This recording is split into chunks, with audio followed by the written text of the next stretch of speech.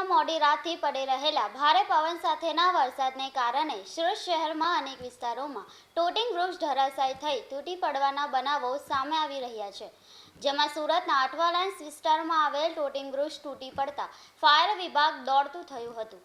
છેલ્લા 48 કલાકમાં ભારે પવન સાથે વરસાદના કારણે સુરત ફાયર વિભાગને વૃક્ષ ધરાશાયી થવાના કુલ 70 કોલ મળ્યા હતા, જ્યારે ફાયર વિભાગ સતત દોડતું રહ્યું હતું। અઠવાલાઇન્સ વિસ્તારમાં તૂટી પડેલ તૂટિંગ વૃક્ષના કારણે કોઈ જાનહાનિ ન થતાં મોટી દુર્ઘટના ટળી હતી।